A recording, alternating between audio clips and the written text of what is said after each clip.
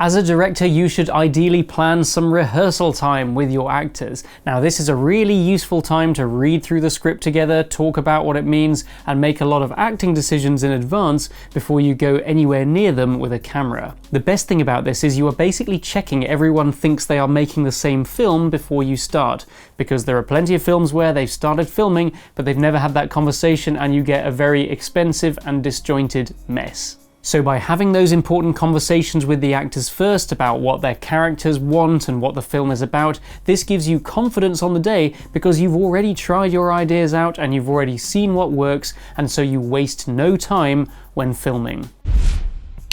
When choosing a place to meet up to rehearse, ideally do it in the actual location where you will be filming, as the space may actually give you and your actors some more ideas. But this isn't always possible, so if you can't do this, then try and find a space which is at least the same size as where you will be filming. This will mean the actors don't get an unrealistic expectation of the size of space that they will be in. When scheduling a rehearsal day, make sure that it's near enough to your shoot day so that the actors will remember the things that you decided during the rehearsal by the time that you film, but don't make it so close that the actors have no time to learn their lines, if that's what they're doing.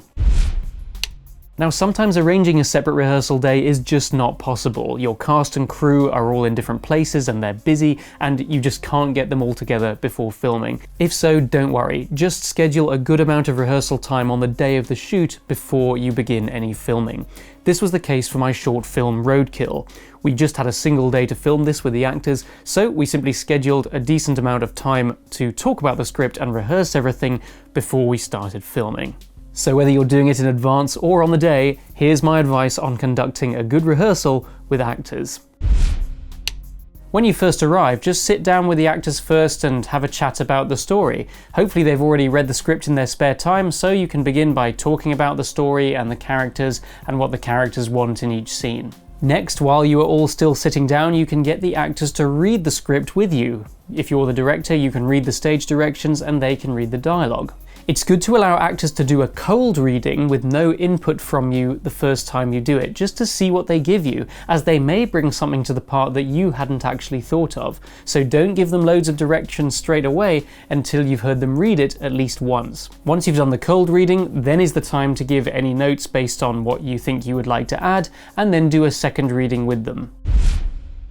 Next, it's time to get everyone up on their feet and work out the movements, which is called blocking a scene. Hopefully you'll have some ideas for movement already, but if not, perhaps you can work with your actors to see what feels natural. Then once you've worked out the blocking, you can get the actors to run the scene again a few times on their feet and make adjustments based on what looks right. One good tip for blocking is don't be scared to tell your actors to move. You see so much standing around in amateur films, and you can tell that the actors haven't really been given anything to do. So try and set your scenes during some sort of action that the actors could be doing. Use motion or props to help tell the story.